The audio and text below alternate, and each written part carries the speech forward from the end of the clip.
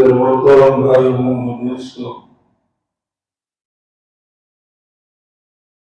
اللہ تعالیٰ نے حضرت محمد صلی اللہ علیہ وسلم کو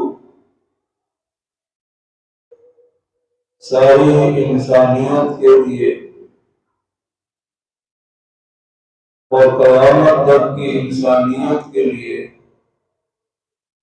قائد اور رہبر بنا کر بھیجا ہے۔ آپ ایک نسبت سے اللہ کے محبوب ہیں اور ایک نسبت سے آپ اللہ کی طرف سے بندوں کے لیے قاصد ہیں۔ آپ اللہ کا پیغام لے کر اللہ کے بندوں تک آئے ہیں، اللہ کا پیغام لے کر انسانیت کے لیے بھیجے گئے ہیں، دین حق کے ساتھ، ہدایت کے ساتھ، اللہ کے پیغام کے ساتھ اور ہدایت والی زندگی کے ساتھ، کیونکہ زندگی کی دو طرزیں ہیں، ایک طرز زندگی کی ہدایت والی ہے اور ایک طرز زندگی کی خواہشات والی ہے۔ تو خواہشات کے مقابلے کے اندر ہدایت والی زندگی ہے، خواہشات کے مقابلے کے اندر رحمانی زندگی ہے، جو اللہ تعالیٰ نے انسانوں کے لیے وہ زندگی بھیجی ہے۔ فطرت اللہ التی فطر الناس علیہا، اور وہ زندگی دین اسلام کی شکل میں بھیجی ہے۔ ان الدین عند اللہ الاسلام ورضیت لکم الاسلام دینا۔ ہدایت والی زندگی اور ایمان والی زندگی، اسلام والی زندگی اور دین حق کی زندگی اور دین فطرت کی زندگی اور اللہ کی رضا والی زندگی، اور اس کے مقابلے کے اندر خواہشات والی زندگی ہے اور منمانی کی زندگی ہے اور شیطانی زندگی ہے۔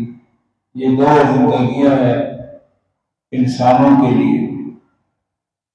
تو اللہ تعالیٰ اپنے نبی کو بھیجتے ہیں کہ خواہشات والی زندگی کو چھوڑ کر اطاعت والی زندگی پر آ جائے، ہدایت والی زندگی پر آ جائے اور اللہ کی من پسند زندگی کے اوپر آ جائے۔ تو نبی جو ہے وہ قاصد ہے اور وہ اللہ کا پیغام لے کر انسانیت کے لیے آیا ہے۔ وَالَّذِي أَرْسَلَ رَسُولَهُ بِالْهُدَىٰ وَدِينِ الْحَقِّ، کہ اللہ تعالیٰ نے اپنے نبی کو بھیجا دین ہدایت کے ساتھ اور دین حق کے ساتھ،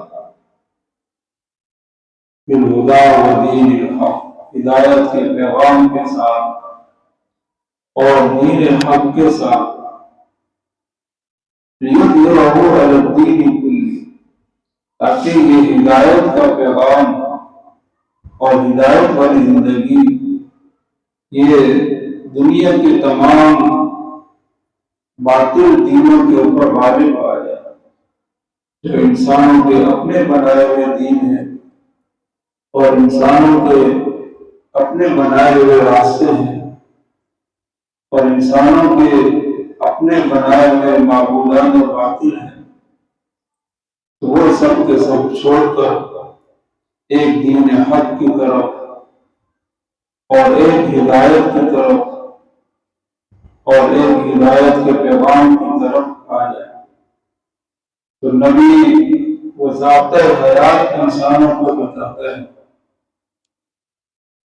اور اس ضابطۂ حیات کے اندر کوئی انسانوں کے ساتھ سمجھوتا نہیں کرتا کہ اللہ کا پیغام تو یہ ہے، اور لیکن انسانوں کو تھوڑا سا راضی کرنے کے لیے ان کے ساتھ کوئی سمجھوتا کر رہے۔ دین حق اور دین باطل یہ دونوں آپس کے اندر مل نہیں سکتے۔ ہدایت کی اپنی لائن ہے اور دین حق کی اپنی لائن ہے، اور اللہ کے نظام کا ایک اپنا ضابطہ ہے۔ انسانوں کے اپنی اپنوں سے بنائے ہوئے ضابطے یہ آپس میں مل نہیں سکتے، لہذا اللہ تعالیٰ نے اپنے نبی سے فرمایا وَلَا تَرْكُنْ إِلَى الَّذِينَ ظَلَمُوا فَتَمَسَّكُمُ النَّارُ، اے نبی جی آپ ان ظالموں کی طرف مائل نہ ہوں کہ آپ ان کے لیے نرم گوشہ رکھ لیں اور اللہ کے پیغام کے اندر نرمی کر دے، تو اے نبی جی آپ ایسا نہ کریں۔ لہذا نبی ٹھیک ٹھیک اللہ کا پیغام لے کر انسانیت تک پہنچتا ہے، اور ان کو حکم ہے نبی کو فَاسْتَقِمْ كَمَا أُمِرْتَ، کہ جیسے جیسے آپ کو کہا گیا آپ ویسے ہی کیجیے، ویسے ہی احکامات انسانوں تک پہنچائیے۔ تو لہٰذا کفار نے بڑی کوشش کی کہ آپ ہمارے ساتھ سمجھوتے کر رہے، اور ادھر بیت اللہ کے اندر رات منات عزا بھی چلتے رہے، اور ساتھ بیت اللہ کا طواف بھی ہوتا رہے۔ تو ملی جلی چیز جو ہے آپس میں ہم بنا دیتے ہیں تاکہ ہمارے درمیان جھگڑا نہ ہو اور امن قائم ہو جائے۔ تو لہذا آپ علیہ السلام نے ایسا نہیں کیا، اور اللہ کا ٹھیک ٹھیک پیغام کو انسانوں تک پہنچایا۔ تلوار بھی اٹھانی پڑی، جنگیں بھی کی، اپنے ساتھی بھی شہید کروائے، اور اپنے رشتہ داروں کو قید بھی کیا، قتل بھی کیا، لیکن اللہ کے پیغام کے اندر نرمی نہیں۔ آپ علیہ السلام رحمت للعالمین تھے، لیکن اللہ کے معاملے کے اندر آپ نے ذرا نرمی نہیں کی۔ اللہ کے پیغام میں، اللہ کے احکام میں، اللہ کے دین کے اندر کوئی رد و بدل نہیں کی۔ فَاسْتَقِمْ كَمَا أُمِرْتَ، جیسے جیسے آپ کو حکم ہوا آپ ویسے ہی کرتے رہے۔ تو لہذا قریش مکہ نے بھی بڑی کوشش کی کہ آپ ہمارے ساتھ کوئی سمجھوتا کر لیں، اور 13 سال کی مکی زندگی کے اندر بہت آفریں ہوئی آپ علیہ السلام کو، لیکن آپ نے دین حق کے معاملے کے اندر ان کی کوئی بات نہیں سنی۔ اسی طرح جب مکہ فتح ہوا تو قبیلہ ثقیف کی ایک بڑی جماعت آئی جو طائف کا قبیلہ تھا، اور وہ آ کر جو ہے آپ علیہ السلام سے سمجھوتا کرنا چاہا۔ پہلا سمجھوتا تو یہ تھا کہ ہم اسلام قبول نہیں کرتے اور آپ ہمارے ساتھ معاملات طے کریں۔ تو آپ علیہ السلام نے فرمایا کہ اسلام کے بغیر کوئی معاملہ آپ سے طے نہیں ہوگا، ان اقررتم بالاسلام، اگر تم اسلام کا اقرار کرتے ہو تو میں تمہارے اندر فیصلہ کرتا ہوں، وَإِلَّا فَلَا صِلَحَ بَيْنِي وَبَيْنَكُمْ، اگر اسلام کا اقرار نہیں کرتے تو میری اور تمہاری کوئی صلح نہیں۔ اب یہاں پر آپ علیہ السلام نے ذرا بھی نرم گوشہ اختیار نہیں کیا کہ اسلام کے بغیر جو ہے مکہ کی قریب میں قبیلے کے اندر کفر اور شرک چلتا رہے اور نبی کی زندگی بھی وہاں پر موجود ہو۔ یہ دو چیزیں حجاز کے اندر اور عرب کے اندر آپ علیہ السلام نے قبول نہیں کی، تو انہوں نے کہا کہ وہ اسلام کے احکامات ہیں، تو آپ زنا کے بارے میں آپ کیا کہتے ہیں؟ زنا کے بارے میں کہ ہم تو جو ہے وہ خانہ بدوش قوم ہے، ادھر ادھر گھومتے پھرتے رہتے ہیں، تو لہذا زنا کے بغیر ہم نہیں رہ سکتے۔ تو حضور علیہ السلام نے فرمایا کہ ہوا حرام حرمہ اللہ تعالی علی المسلمین، کہ زنا حرام ہے اور اس کو اللہ تعالیٰ نے مسلمانوں کے لیے حرام کیا ہے۔ یا ایھا الذین آمنوا لا تقربوا الزنا انہ کان فاحشہ وساء سبیلا، کہ ایمان والو تم زنا کے قریب نہ جاؤ۔ یہ نہیں کہا کہ زنا نہ کرو، یہ نہیں کہا، بلکہ کہا کہ زنا کے قریب نہ جاؤ، کیونکہ یہ بہت بے حیائی کا راستہ ہے، بہت برا راستہ ہے۔ تو انہوں نے کہا کہ ہماری تو مجبوری ہے، اِنَّا قَوْمٌ نَغْتَرِبُ، ہم تو مسافر قوم ہیں، ہر وقت اپنے قوم سے باہر رہتے ہیں، لا بد لنا منہ، تو زنا ہماری مجبوری ہے۔ حضور نے فرمایا کہ کوئی مجبوری نہیں اور کوئی زنا کی اجازت نہیں۔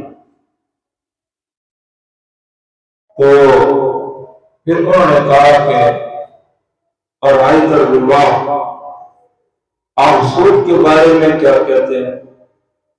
ہمارا تو سارے معاملات سود کے اوپر ہیں۔ حضور نے فرمایا کہ انما حرام حرمہ اللہ علی المسلمین، سود بھی حرام ہے۔ یا ایھا الذین آمنوا اتقوا اللہ وذروا ما بقی من الربا ان کنتم مؤمنین۔ آپ نے یہ آیت پڑھی، آپ نے کہا ایمان والو اللہ سے ڈرو اور سود کو چھوڑ دو۔ تو انہوں نے کہا کہ ہمارے تو سارے معاملات سود کے اوپر ہیں۔ تو آپ نے فرمایا کہ لکم رؤوس اموالکم، جو تمہارا رأس المال ہے، اصل مال ہے، وہ لے لو اور سود کو چھوڑ دو، سود نہ لو۔ تو وہ سود کے اوپر بھی آپ نے اجازت نہیں دی، زنا پر بھی آپ نے اجازت نہیں دی۔ تو انہوں نے کہا کہ ارأیت الخمر، آپ کی شراب کے بارے میں کیا رائے؟ شراب تو ہمارا جو ہے وہ محبوب عمل ہے، ہم شراب کے بغیر نہیں رہ سکتے۔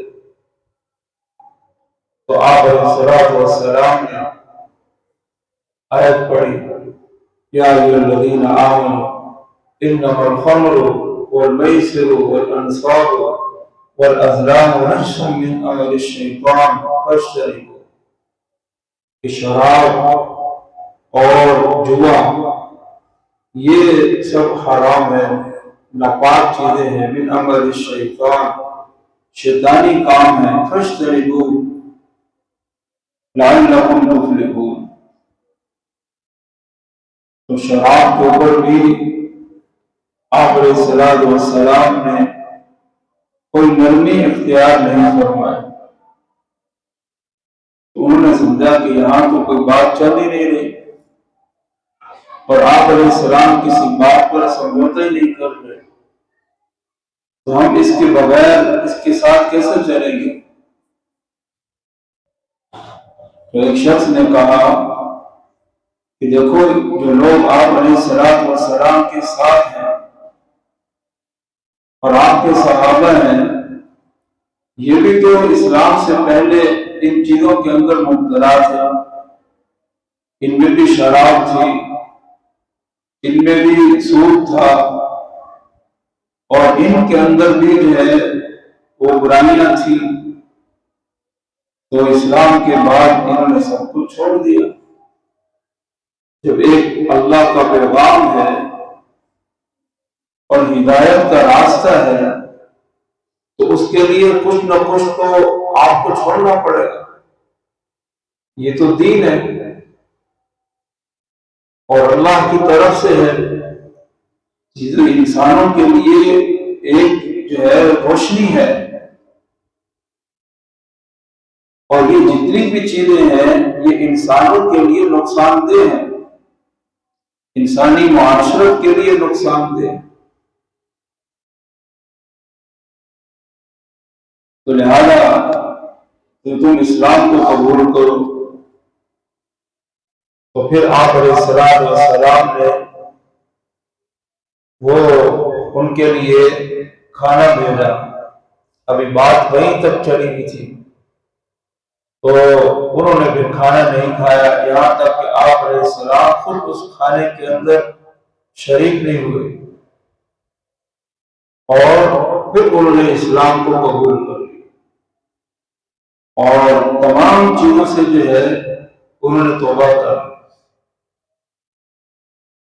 کہاں آپ علیہ السلام کے اندر اتنی نرمی ہے کہ آپ دشمنوں کو معاف کر رہے ہیں، آپ جانی دشمنوں کو معاف کر رہے ہیں، آپ قیدیوں کو چھوڑ رہے ہیں، آپ فتح مکہ کے وقت عام معافی کا اعلان کر رہے ہیں،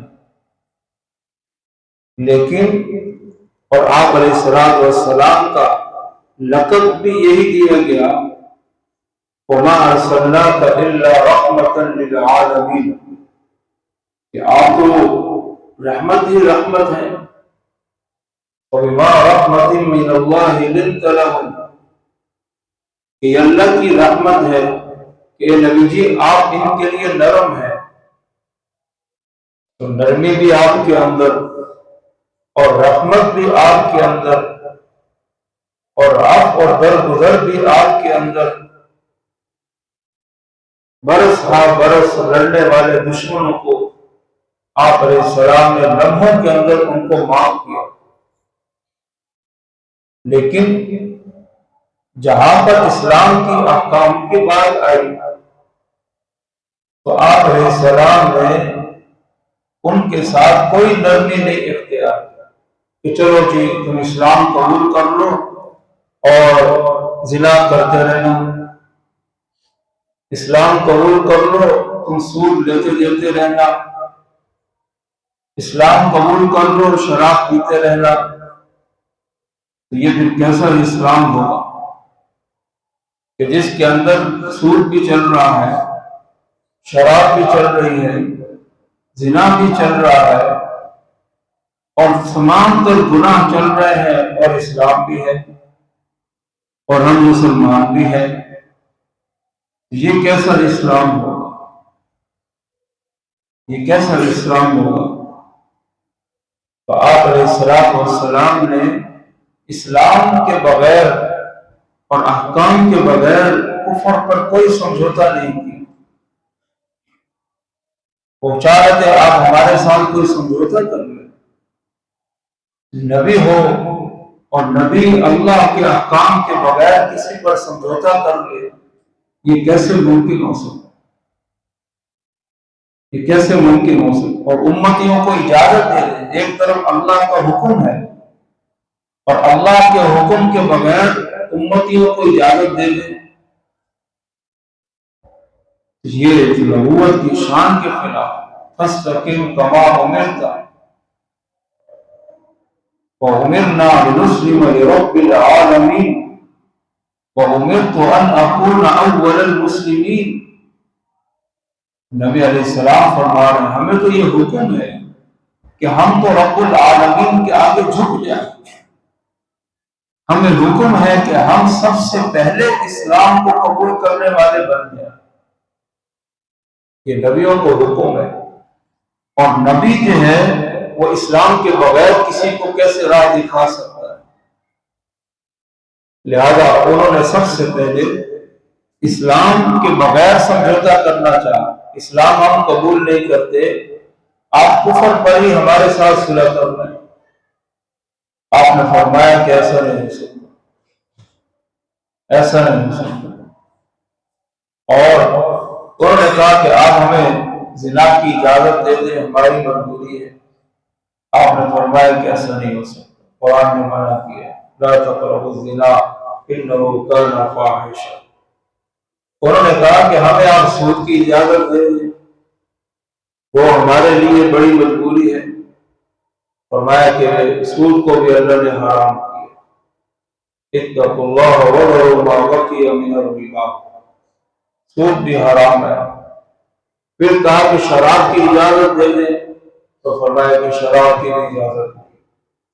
تو کسی حکم پر آپ علیہ السلام نے نرمی اختیار نہیں کی، حالانکہ آپ رحمت للعالمین، آپ جو ہے سراپا ہدایت ہیں، اور سراپا ہے آپ امت کے لیے شفیق ہیں، لیکن اسلام کے خلاف آپ نے کوئی سمجھوتا نہیں۔ تو میرے بھائی اور دوستو، آج امت جو ہے وہ سارے کفر کے سمجھوتے کر کر زندگی گزار رہی ہے، سارے کفر کے سمجھوتے کیے ہوئے ہیں، ہماری حکومتوں نے الگ سمجھوتے کیے ہوئے ہیں کہ ان کی بہت مجبوریاں ہیں، اور وہ سود کو جو ہے سود حرام نہیں کر سکتے، اور سود سے جو لوگوں کو باز نہیں رکھ سکتے، ان کا نظام نہیں چل سکتا۔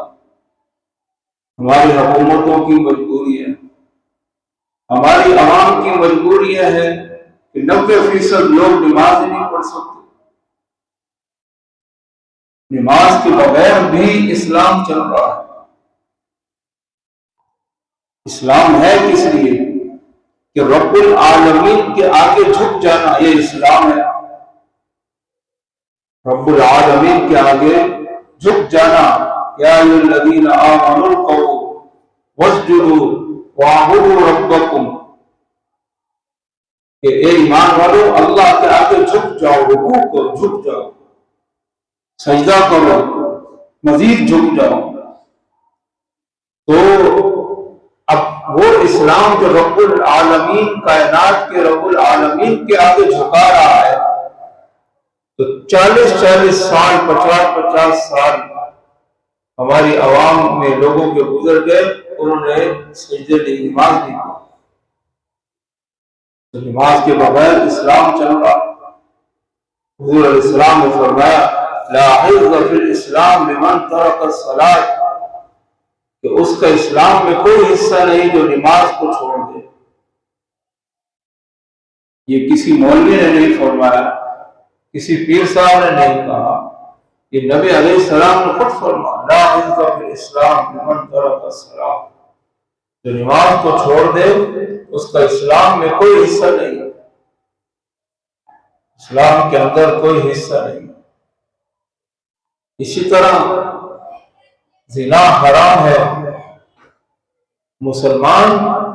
مسلمان ایجوکیشن سینٹر جتنے بھی ہیں، تعلیمی ادارے اور دفتری ادارے، یہ زنا کا ماحول فراہم کرتے ہیں، زنا کا ماحول فراہم کرتے ہیں۔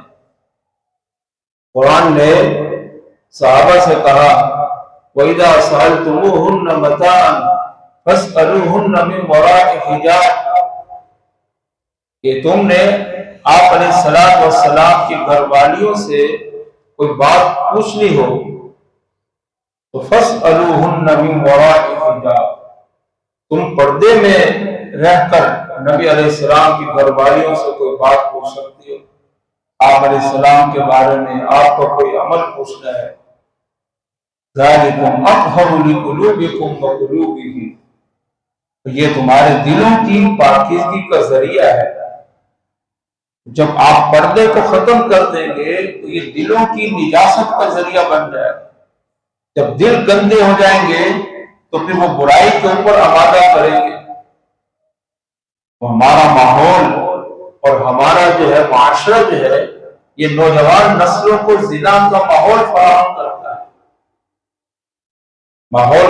کرتا ہے، ان کو اکٹھے بٹھاتے ہیں ہمارے ایجوکیشن سینٹروں کے اندر، مخلوط ماحول بناتے ہیں، اور ہمارے عوام کی مخلوط شادیاں ہوتی ہیں، ادھر عورتیں کھا رہی ہیں ادھر مرد کھا رہے ہیں، مخلوط ماحول بنا ہوا ہے، اور آپس کے اندر جو ہے سلام دعا ہو رہی ہے اور شادی حالوں کے اندر اکٹھے پھر رہے ہیں۔ یہ اسلام کے بغیر یہ سارا بے پردہ ماحول جو ہے یہ ہم نے سمجھوتا کیا، گویا کہ ہم نے زناؤں پر سمجھوتے کر لی۔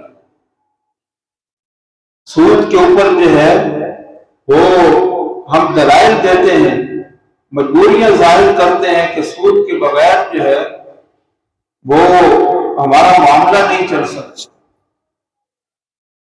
انفرادی طور پر بھی لوگ جو ہے ایک دوسرے سے لین دین سود پر کر رہے ہوتے ہیں، بینکوں کے معاملات تو الگ ہو گئے، انفرادی طور پر بھی لوگ قرضے دے رہے ہیں ایک دوسرے کو سود کے اوپر دے رہے ہیں۔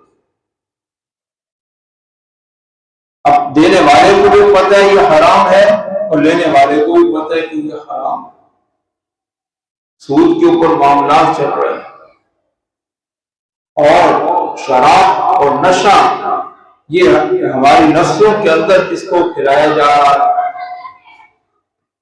پھر اسلام اپنی برکتیں کیسے دکھائے، اسلام کیسے برکتیں دکھائے؟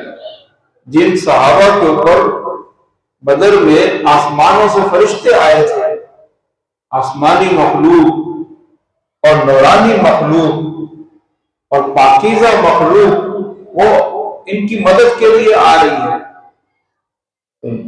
وہ جو لوگ تھے صحابہ اکرام تھے، کیا ان کے اندر بھی یہ برائیاں چل رہی تھی ایمان کے بعد؟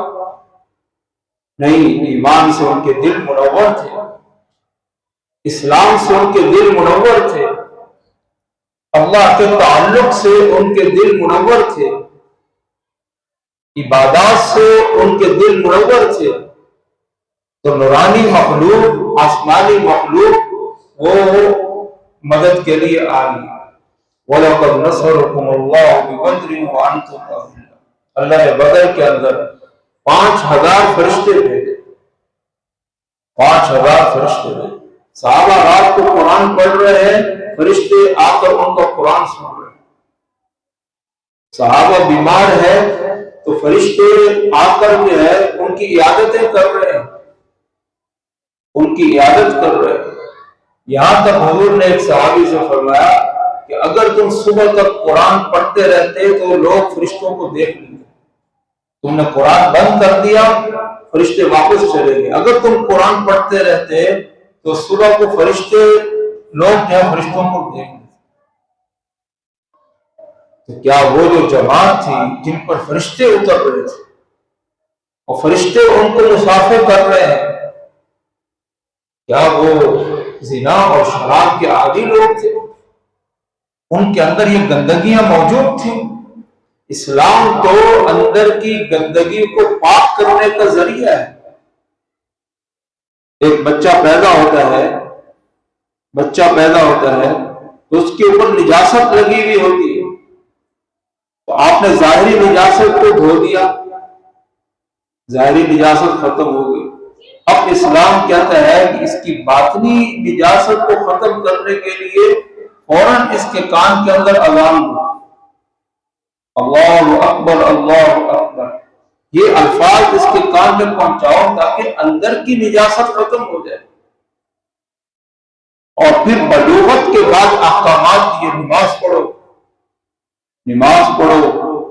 اور برائی سے اپنے آپ کو بچاؤ، تاکہ اندر جو ہے وہ مزید پاک ہوتا جائے ہوتا جائے ہوتا جائے، اور جب اللہ کے دربار میں پیش ہونے کا وقت ہو تو انسان سر سے لے کر پاؤں تک جو ہے یہ پاک، سر سے لے کر پاؤں۔ حدیث میں آتا ہے کہ ایک انسان وضو کرتا ہے اور چہرہ دھوتا ہے تو چہرے کے سارے گناہ جو ہے اس میں دھل جاتے، آنکھ کے گناہ، زبان کے گناہ، پورے گناہ دھل جاتے ہیں۔ ہاتھ دھوتا ہے، ہاتھ کے گناہ دھل رہے ہیں، اور پاؤں دھوتا ہے، پاؤں کے گناہ دھل رہے ہیں۔ اور آپ علیہ السلام نے فرمایا کہ قیامت کے دن میں اپنی امت کو پہچانوں گا کہ ان کے اعضائے وضو چمک رہے ہوں گے، چہرہ چمک رہا ہے وضو کے ساتھ، ہاتھ چمک رہے ہیں وضو کے ساتھ، اور پاؤں چمک رہے ہیں وضو کے ساتھ، تو حضور فرما رہے ہیں کہ یہ میری امت۔ اب یہودیوں کے نہیں چمک رہے، عیسائیوں کے نہیں چمک رہے، تو یہ امت جو بیچ میں کھڑی ہے ان کے جو ہے اعضاء چمک رہے ہیں، تو آپ علیہ السلام فرما رہے ہیں کہ یہ میری امت ہے۔ اور حضور پہچان رہے ہیں کہ میری امت کے دائیں ہاتھ میں اعمال نامہ ہوگا، ایمان والوں کے، اور کفر کے ہاتھ میں بائیں ہاتھ میں ہوگا، اور گناہگاروں کے ہاتھ میں بائیں ہاتھ میں ہوگا۔ تو دائیں ہاتھ والوں کے اعمال نامے سے پہچانیں گے کہ یہ اب یہودیوں کے ہاتھ میں تو دائیں ہاتھ میں نہیں ہوگا۔ اب ان چیز سے قیامت کے دن حضور اپنے امتیوں کو پہچان رہے ہیں۔ اب جو امتی جو ہے نماز ہی نہیں پڑھ رہا، وضو ہی نہیں کر رہا، اور اس کے ہاتھ میں دائیں اعمال نامہ ہی نہیں ہے، گناہوں سے بھرے ہوئے اعمال نامے بائیں ہاتھ میں پکڑے ہوئے، تو حضور جو ہے کیسے اس کو پہچانیں گے؟ حضور علیہ السلام نے خود فرمایا کہ میرے امتی جو ہے ان کے اعضائے وضو چمک رہے ہوں گے، میں قیامت کے دن پہچانوں گا۔ تو اسلام انسان کی اندر کی گندگی کو ختم کرتا ہے۔ ایک آدمی نماز پڑھ رہا ہے، صفائی ہو رہی ہے، وضو کر رہا ہے، یہاں تک کہ حدیث میں آتا ہے کہ ایک آدمی ظاہری اعضاء دھوتا ہے تو اس کے ظاہری اعضاء پاک ہوگا، تو ساتھ ہی بسم اللہ پڑھ لی، وضو کے شروع ہوتے وقت بسم اللہ پڑھ لی تو گویا کہ اس کے اندر بھی پاک ہوگا۔ اب ہر وضو کے اندر وہ اندر بھی پاک کر رہا ہے، باہر بھی پاک کر رہا ہے، اور اللہ کے سامنے کھڑا ہو رہا ہے۔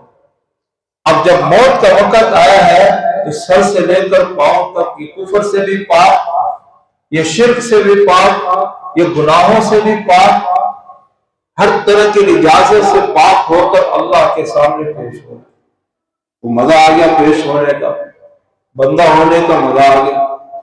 لیکن اسلام لانے کے بعد نہ کوئی یہ نماز پڑھ رہا ہے، نہ کوئی یہ جھوٹ چھوڑ رہا ہے، نہ کوئی جو ہے یہ برائی چھوڑ رہا ہے، ہر برائی کے اندر اس کا ہاتھ لگا ہوا ہے۔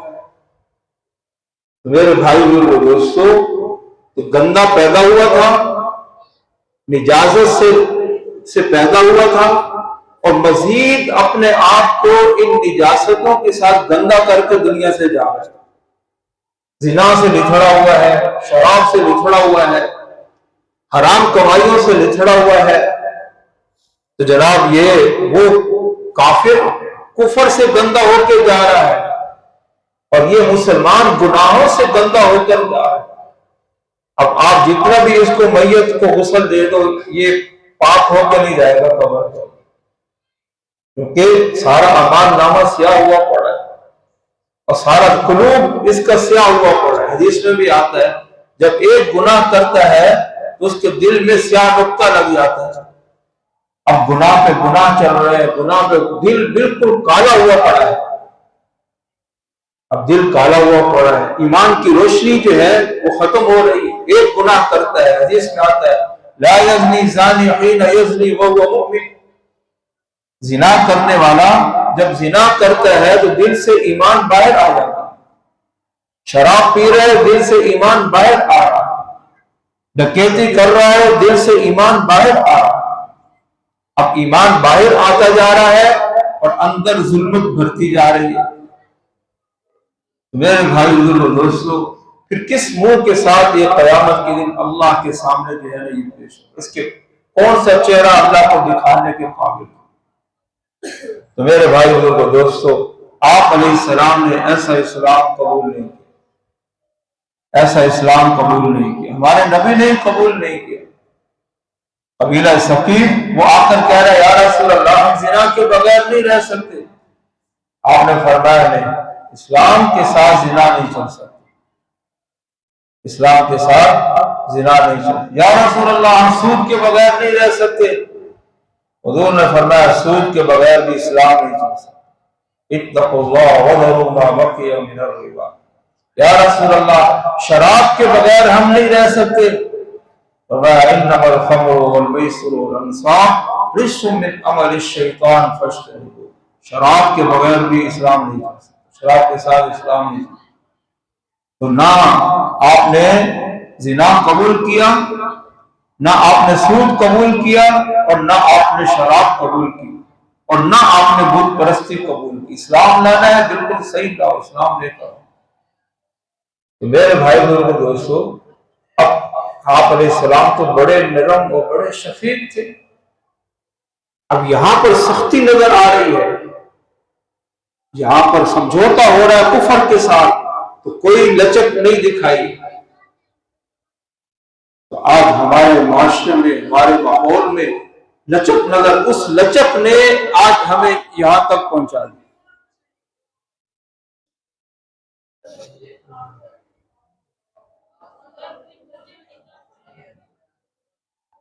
اس لچک نے آج ہمیں پردہ بھی ختم، لچک دکھاؤ جی بچی کو پڑھانا ہے، لچک دکھاؤ پردہ ختم ہو، لچک دکھاؤ جی کاروبار چلانا ہے، کوئی نماز کی اجازت نہیں ہے، لہذا کاروبار کے وقت سب دکانیں کھلی ہوئی۔ تو آج اس لچک نے ہمیں کفر کے بالکل جو ہے برابر کھڑا کر دیا، کفر کے برابر کھڑا کر دیا۔ ایک کافر نے ایک مسلمان سے کہا کہ اپنا نظام زندگی لکھو،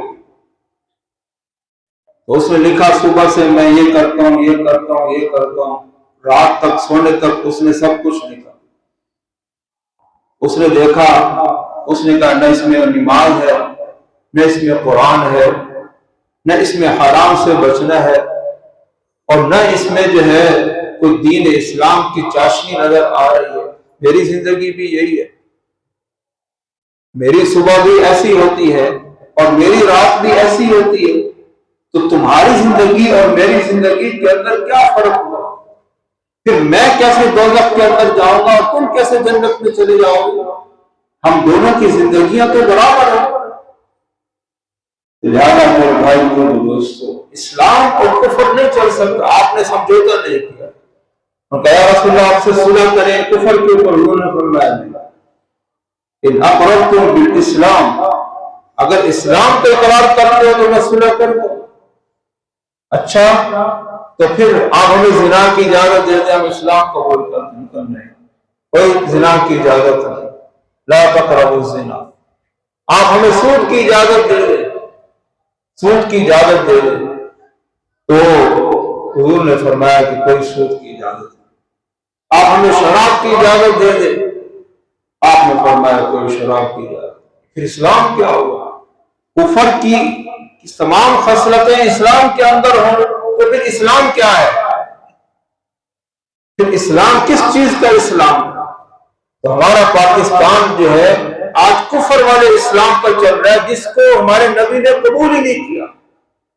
ان کے ہاں زنا کوئی چیز ہی نہیں ہے، شراب کوئی چیز ہی نہیں ہے، سود کوئی چیز ہی نہیں ہے۔ تو میرے بھائی اور دوستو، کفر سارا گود نے بٹھایا ہوا ہے۔ آپ اسلام کی روشنیاں چاہ رہے ہیں، آپ اپنی نسلوں سے اسلام کی چاشنی چاہ رہے ہیں، کفر آپ نے گود نے بٹھایا ہوا ہے، کفر گود نے بٹھایا ہوا ہے۔ ایک آدمی جو ہے اس نے اپنی اس کرتے کے اوپر گندگی لگائی ہوئی ہے اور کہہ رہا کہ مجھے بدبو آ رہی ہے۔ بدبو کیوں آ رہی ہے؟ آپ نے گندگی لگائی، آپ کفر کی گندگی کے ساتھ جی رہے ہیں اور آپ چاہ رہے ہیں اسلام کی روشنیاں نظر آئیں، یہ کیسے ہو سکتا ہے؟ میرے بھائی اور دوستو، ان الدین عند اللہ الاسلام ورضیت لکم الاسلام دینا، آپ علیہ السلام اللہ کے محبوب بھی ہے اور آپ علیہ السلام اللہ کے قاصد بھی ہیں، اللہ کا پیغام لے کر انسانوں تک آئے ہیں۔ تو آج امت جو ہے ایک چیز کو قبول کر رہی ہے اور ایک چیز کو قبول نہیں کر رہی۔ اس چیز کو تو قبول کر رہی ہے کہ آپ محبوب کبریا ہے، لہذا ہزاروں لاکھوں آپ پر درود و سلام، ٹھیک ہو گیا۔ اچھا، جو اللہ کے نبی جو ہے اللہ کا پیغام آپ تک لائے ہیں، وہ کبھی پڑھے؟ قرآن پڑھ رہے ہو، دین پڑھ رہے ہو، کیا حرام ہے کیا حلال ہے؟ نہیں جی، وہ تو نہیں پڑھ، وہ نہیں پڑھ۔ تو آپ نے ایک چیز کو ایکسپٹ کیا ہے جس کا آپ کی زندگی کے اوپر کوئی فرق نہیں پڑ رہا۔ جہاں اسلام آپ کی زندگی کو جھنجھوڑتا ہے وہ آپ ایکسپٹ ہی نہیں کر رہے۔ وَالَّذِي أَرْسَلَ رَسُولَهُ بِالْهُدَىٰ وَدِينِ الْحَقِّ لِيُظْهِرَهُ عَلَى الدِّينِ كُلِّهِ، یہ دوسری نسبت ہے۔ اے نبی جی، ہم نے آپ کو ہدایت کے پیغام کے ساتھ بھیجا ہے، آپ کو دین حق کے ساتھ بھیجا ہے۔ کیوں؟ لِيُظْهِرَهُ عَلَى الدِّينِ كُلِّهِ، تاکہ یہ دین دنیا کے تمام دینوں کے اوپر غالب آ جائے۔ تو آج وہ دین ہم پر ہی غالب نہیں آ رہا تو دنیا کفر پر کیسے غالب؟ وہ اسلام آج مسلمان پر غالب نہیں آ رہا تو وہ اسلام کفر پہ کیسے غالب آئے گا؟ روز امام صاحب دعا کرتے ہیں فتح اسلام شکست کفر۔ اب فتح اسلام جو ہے وہ اسلام اپنوں کو فتح نہیں ہو رہا،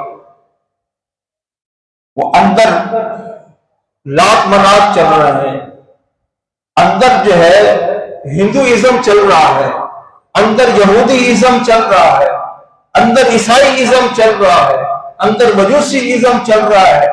وہ اسلام تو آپ نے قبول پورا نہیں کیا ہے، وہ اسلام دنیا پہ کیسے فتح کرے؟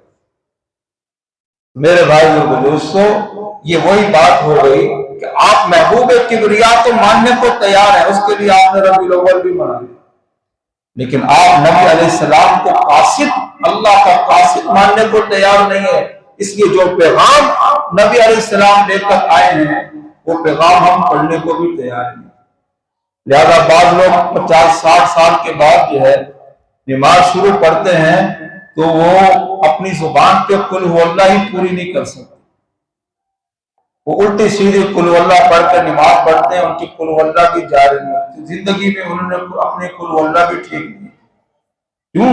اللہ کا پیغام کبھی پڑھا ہی نہیں، کبھی اس کو لیا ہی نہیں، کبھی اس کو اس نگاہ سے دیکھا ہی نہیں، کیا حرام ہے کیا حلال ہے۔ لہذا میرے بھائیوں اور دوستو، یہ اسلام کو ہمارے نبی نے قبول نہیں کیا، یہ اسلام قیامت کے دن کیسے قبول؟ اس لیے اپنی زندگیوں سے کفر کو ہم چھانٹیں، کفر کو دور کریں۔ اگر کفر کو نزدیک کر کے آپ اسلام کی برکتیں چاہتے ہیں وہ کبھی حاصل نہیں ہو سکتی۔ اللہ تعالیٰ